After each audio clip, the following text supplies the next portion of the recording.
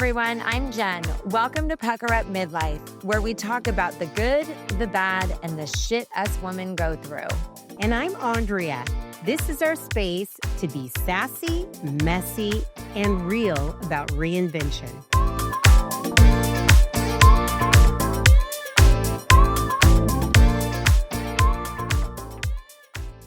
Hello. It's Jenn and Andrea, and welcome to Pucker Up. Welcome, everyone.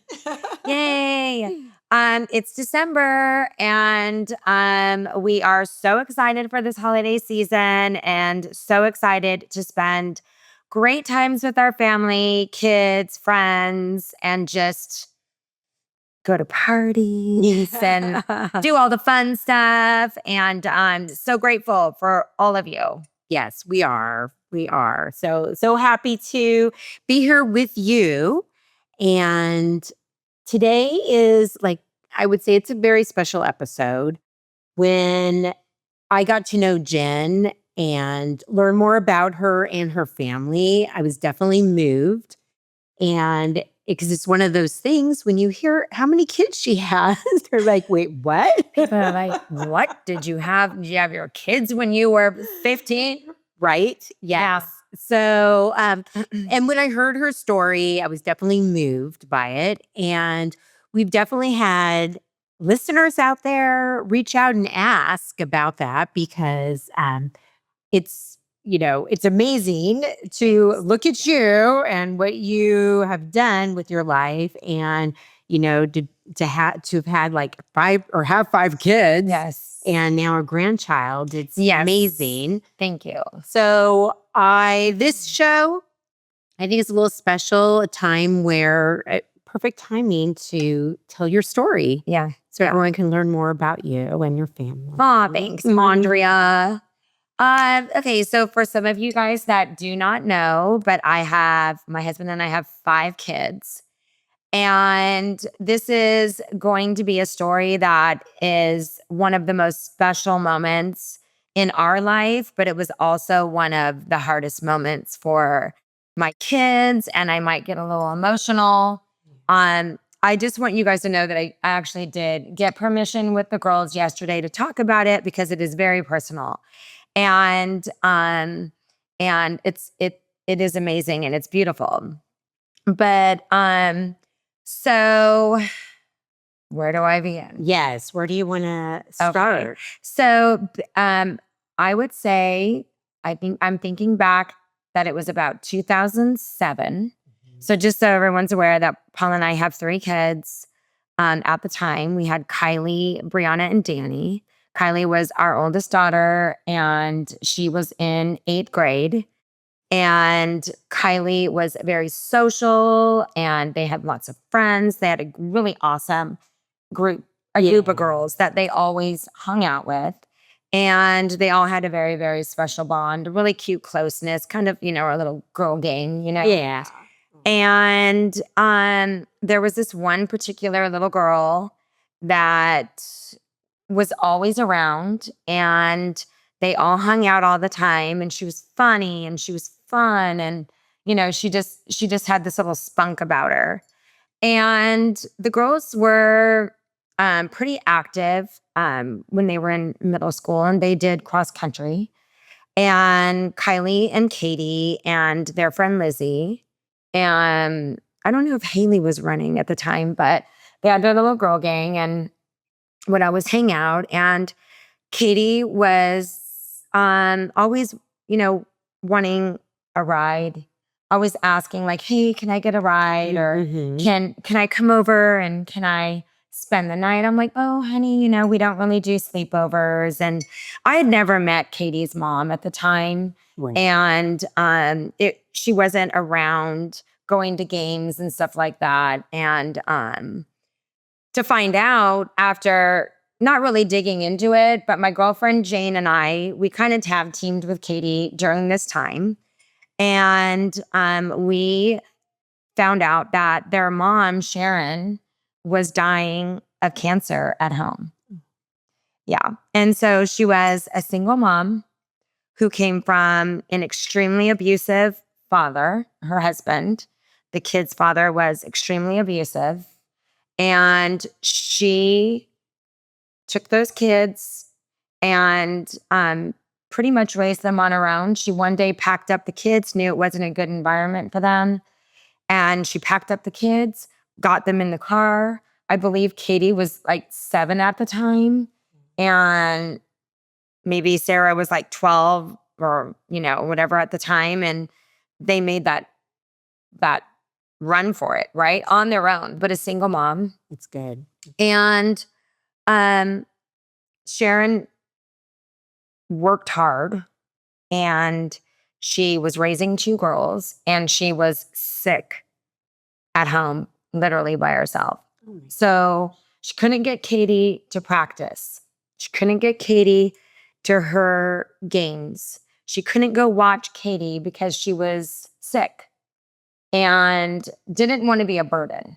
Now, did Katie ever tell? Not at the time. And I really don't know when exactly or how exactly. I think Katie did eventually tell us, my mom is sick. I ended up reaching out, and my girlfriend Jane we ended up reaching out to Sharon and offering as much help, whatever she needed. We would go to her house, make her food, take the kids wherever they needed to be. At the time, I did not know Sarah very well. And that's Katie's older sister. And she was older. She was in high school. She was doing her own shit. She, was a really strong girl trying to just be a teenager. Right. And what is the age difference? So Sarah, Katie was 14 and Sarah was 16 going on 17. Okay. Yeah. So I do remember that in November, when we already kind of knew Sharon, she planned an amazing birthday party for Katie on November 18th. That's Katie's birthday, 2007. And she brought all the kids roller skating and ice skating because Katie's an amazing ice skater. And she brought them ice skating. And my kids remember so clearly that she looked good and she was doing pretty well at that time. But I think she had already been diagnosed for maybe a year. The kids don't really remember so much because they were young. Right. But at that time, in November of 2007 is when we kind of found out about all of it, that she was diagnosed with it. So long story short, the McChesney family and our family were helping with Katie and helping with Sharon and really going back and forth, just being there as much as we could.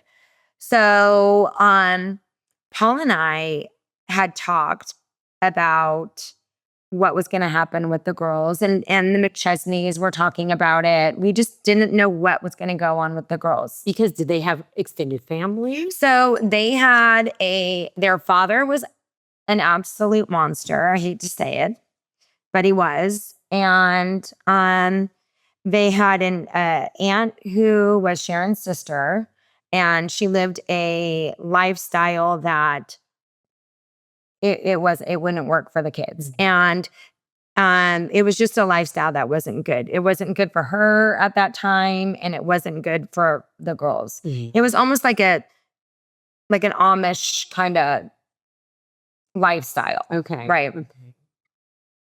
So it didn't end up working out, and she didn't think she was going to be able to make that work either with her lifestyle.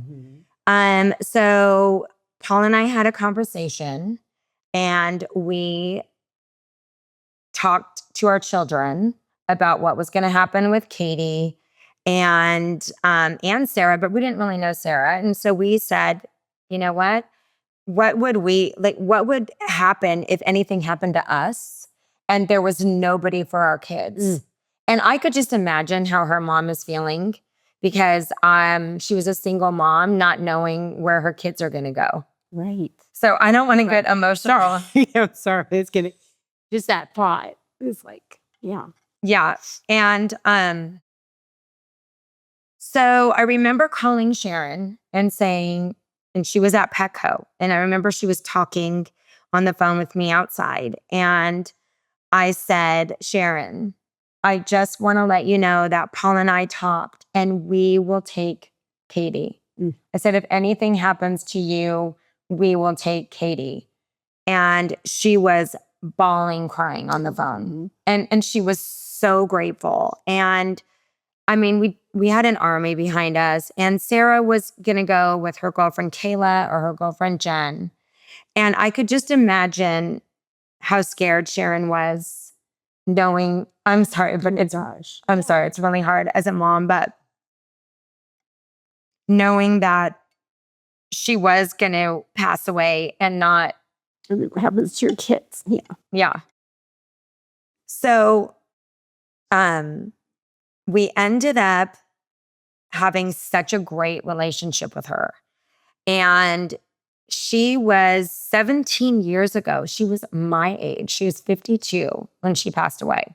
Wow. And Paul and I were in our 30s. I think I was 35 or 36 and Paul was like 32.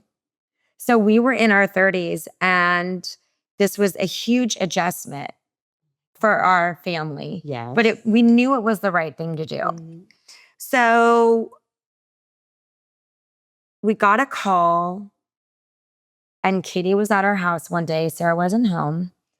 And we got a call from Stanford Hospital. And Sharon had been at home by herself, and she was going into emergency surgery, and they were going to remove her. I believe it was her stomach at the time. They were going to remove her stomach. And when we were driving there before they got her in surgery, Sharon was panicked about where her kids were going to go, because she had 2 kids and she was the only provider for her kids. So she ended up having the doctor call, and the doctor said, we need to know where these kids are going, because if she doesn't make it out, then sorry, I'm shaking from it. I'm so sad.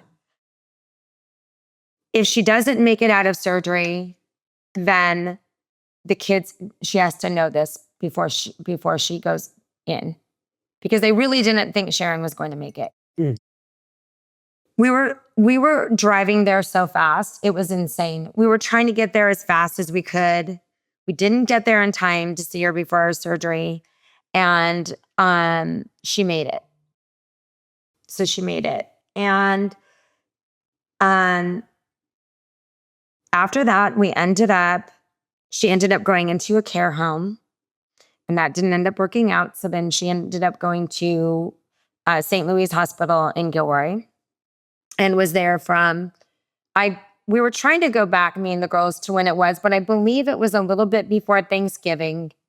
And she was there pretty much until almost the end of her life. So we brought her food. We went there and sat with her. We took care of the kids. Sarah was living with her girlfriend Kayla and living with Jenn. And we were just doing the best we could with the other family, McChesney's, trying to help us. And we were doing the best. We honestly were doing the best we could. I remember so clearly, like, us with the girls and going to St. Louis Hospital and decorating a Christmas tree for her. And I remember when we would drive up to the hospital, we would see this Christmas tree outside of our window. Oh. And thinking about it at the time, it was sad, because I still, I was really young. And so I didn't really know what we weren't really sure of what we were getting into.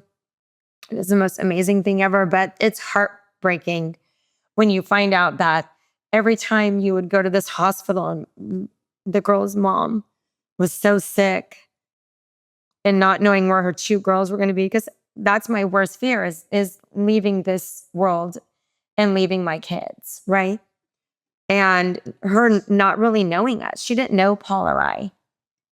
And so the hospital, so we had Christmas and stuff there, and the girls were always with their mom, and they would go and visit her, and Sarah would always be there, and Katie would always be there. But they were still really young girls. And going through so much heartache, and they've had enough fucking heartache their whole life, Yeah. you know? And so then at the end of December, the doctor gave Sharon 10 days to live. So we knew we needed to transfer her. Sharon did not want to pass away in the hospital. And Sharon's sister, Lori, was, there back and forth. Although she lived a different lifestyle, she still was there, and they connected with Jesus. And they, Sharon needed that. She just was like, I need to connect with Jesus. And she did. And Sharon asked Lori if she could pass away at Lori's house in Templeton. So we set up a transfer to transfer Sharon, and I drove with her the 2.5 hours in the ambulance, because I think that she really wanted to know who I was. She didn't really know me, and I know that. I mean, it's I know. crazy to, I mean, I'm sure she saw you had that you have huge heart, Thank you. and that I'm sure her daughter, Katie, just loved you. So I'm sure I made her feel good about it. But yeah, to not know it's like a stranger that your child's gonna go with. Yeah. And so Paul and I did spend a lot of time with her in the hospital. And so did the other family that helped us in the Chesneys. We all just were such a good team. And now looking back, we were the kids' age. But anyway, going back to this real quick, is we went to Templeton. Lori cleared out her whole room. And the one thing that Sharon, being a struggling mom, never ever had was a new bedroom set. And she really just wanted a bedroom set. So we scrambled. We went to some furniture stores in Templeton, and we bought her a new bedroom set. And we set up her room in the room, and she wanted to look at horses. She loved horses. They lived on a farm, and she wanted to look at horses when she would look out the window. So they made sure that the neighbor put the horses out in the pasture. And she would look out the window, and it would just give her so much peace. So at that time, we were driving back and forth with the kids from school. I stayed in Templeton. I had to leave Danny and Brianna, and they were little, and my mom was helping with the kids, and they were in school. Sharon's passing away, and Sharon was a tough cookie. I mean, I never really got to know her, but she was such an amazing woman. She was a hard woman. I'd be like, oh, yeah. I'm like, oh God, does she only know who I am? But she loved me, and I loved her. And she was an amazing cook. So what I'm getting at is, when we were sitting there in her room, she was on hospice. And there was one particular person she didn't like on hospice. She's like, I don't want that lady in here. So I was like helping administer, the morphine, and I was trying to be there. I sat in that room, and I was with her all the time. She wanted me to, and so was my husband. And we would bring the kids back and forth daily. It was a 2.5-hour drive to school and back for 10 days. And she'd be like, Jennifer, sit down and watch this cooking show with me, because she was a phenomenal cook. And I'm like a taco spaghetti girl. I'm all right. So I'd sit down and we'd watch cooking shows together. And that week was really special, because that's the week that we really connected with Sarah as well. And it was just this like bond with the kids that we had. But it was a very stressful time for all of us. And I mean, I was exhausted. I was having breakdowns. We lived in a small house. We didn't make that much money at that time. I just wasn't sure how we were going to take on 2 kids. But at that moment, it didn't matter. That's what we wanted to do. Right. And there was no other option. And so we were going to do it, whether we struggled or not. Right. That's just what we wanted to do. So Sharon was told that she had 10 days to live. And she was adamant that she was going to live a lot more than that. She's like, I'm gonna live longer than 10 days. So we were there all 10 days, and we were watching cooking shows. You know, she had a lot of ups and a lot of downs. She wanted Katie and Sarah to cook and make some cookies, and then she'd critique them. She'd be like, watch this show. She'd want me to watch this show with her. And it was just a really, really special time. So at that time, Sarah was going to go live with her girlfriend, Kayla. And one day, Sarah just started breaking down and crying, saying, I cannot be away from my sister. And knowing that it was really happening, that she's like, I can't be away from Katie. And honestly, Paul and I pretty much instantly were like, we will take both the kids. So Sharon had to get an attorney and stuff to come in. And I mean, this is all within 10 days of, figuring out where her kids are going. And, the kids were so confused at the time. They just were so young. And I don't know how to explain how the kids felt, because they were kind of numb to it. And that was because their mom was always really, really, really strong when they were around. So when they were around, it was almost like she's like, I'm good. I'm good. She didn't want the kids to worry. Right. She didn't want the kids to worry. So there was a day that I remember so clearly. And this is after we decided to take the girls, and Sharon was really not angry, but she was just had this strength in her, and she wasn't showing her kids weakness. And she was dying, and she only had a few days. And I remember so clearly telling her, Sharon, you need to talk to your girls. And you have to talk to these girls. And Paul and I were both, please tell them exactly what you want to tell them, because this is, I mean, I hate to say it, but it was like her only time to talk and tell the girls that she loved them, to let them know that, that she was not going to make it. And at first she was really strong about it. And she's like, no, and I'm like, if you don't do this, then we're going to leave. Because I can't sit here and watch you be so strong to them and not tell them that you love them, that that what are your wishes for them? Right. What do you want for them? And she did. And Paul and I were in the room with her, and she had a great conversation with the girls. And basically, you guys, at that time, I think she had 2 days left. Paul took the girls to school. I stayed there with Sharon, and hospice called or was there and told me to get a hold of Paul and have him get the girls there as soon as they could. And so Paul got the girls out of high school and junior high.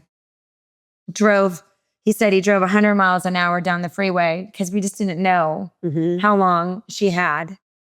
And I'll read to you because, I had to talk with Sarah and Katie before I did this. And Katie and Sarah were in the car with Paul.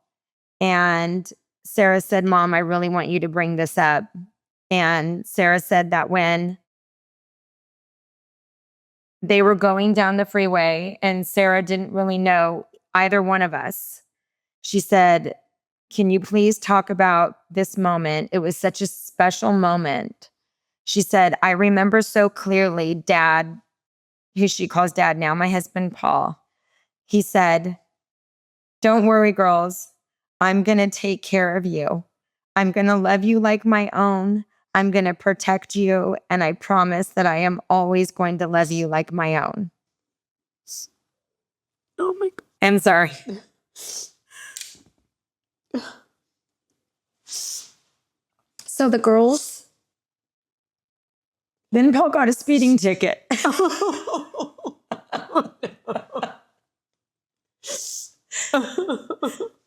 So Paul got pulled over, and I don't think he got the actual ticket. And he told the police officer, he said, "I'm sorry, but their mom is dying and we have to get there. Like, we have to get there." So he did. And Sharon was in the family room, and they moved her in, and we all sat around her, and the girls were there. Paul and I were there, and her sister and husband and everyone were there. And she was at peace, and she passed away. And she ended up passing away on my daughter Kylie's birthday, which was really hard because it's a day that our daughter was born, and it's a special day for her. But now I feel like it was a day our other daughters were brought into our family. So the part that I really struggle with now, and still to this day I struggle with, is that I remember so clearly coming home with the girls, and Sarah didn't know us, and we went to their condo, and the girls didn't have much. They didn't have much at all. They had a little few bags of clothes, and all of Sharon's stuff was in the house. And basically, we just went and packed up these teen girls and packed up their clothes and brought them to our house. And that's where they were, that's their life now. And so when I look back at it now, I'm going, it was the best thing we ever did. But I hope that we handled everything the way we were supposed to handle it, because we were so young ourselves. And we had this instant connection with the kids. And I had a lot of struggles. Paul had a lot of struggles. So did the girls, my other kids. That, it was one of those moments that you're going, holy shit. But then it was the best thing that ever happened for our family. Yeah. And we are so incredibly close. So incredibly close. And we're obsessed with the girls. The girls are obsessed with us. They're all obsessed with each other. They all live near each other. The girls always say to us, like, "Mom, although, it was the hardest thing and we loved our mom, we feel like we wouldn't have any of this if it wasn't for you guys. We wouldn't have been able to go to college. Our mom was just working." Sarah and Katie didn't have that special bond that they do now. And then they have the special bond with our kids. All our kids are all connected. Yes. You have a very close family. Yeah, I know. We're a little psycho. I mean, you see and feel the love with everyone. Thanks. And everyone, it's like you feel that joy.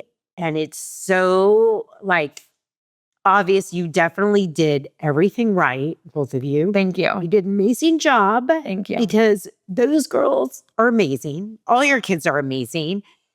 And just to see where they are all now, Yeah, it's like, wow, you two did that. You brought this beautiful family together, and think of just how much joy the years are going to bring. Yeah. Because of all this. So And I feel honestly that the girls brought so much joy to our family. It wasn't Paul and I bringing joy to the family. They brought joy to our family.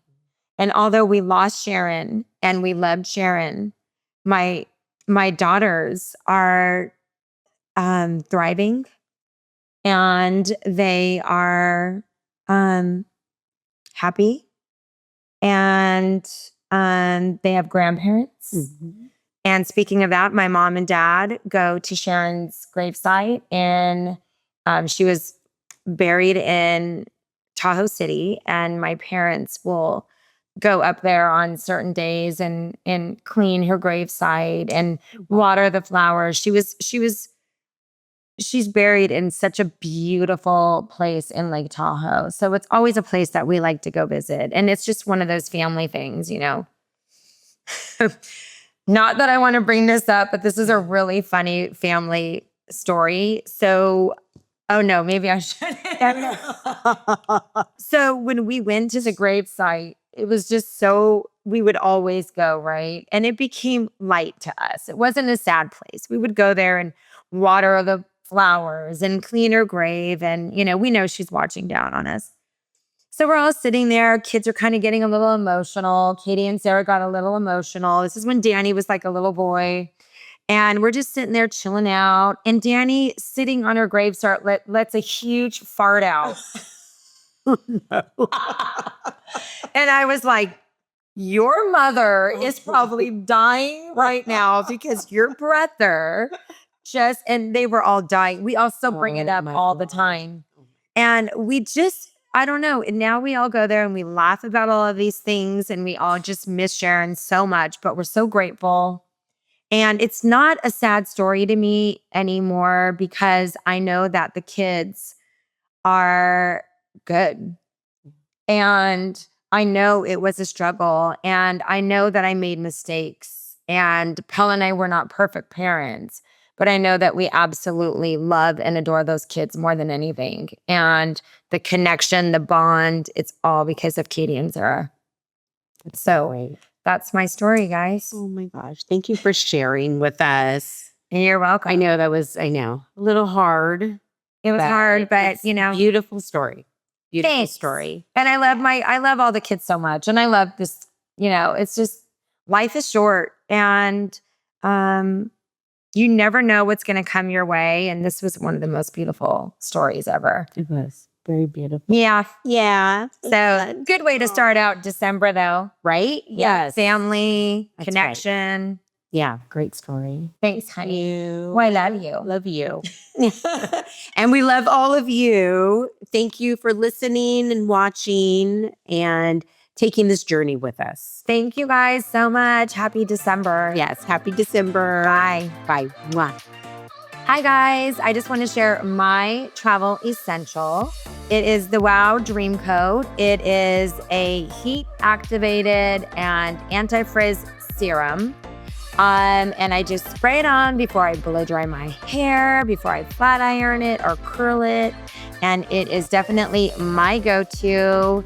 You guys can get this probably on Amazon, and also I get it at Ulta. So anyway, it is definitely one of my favorite things. So give it a shot.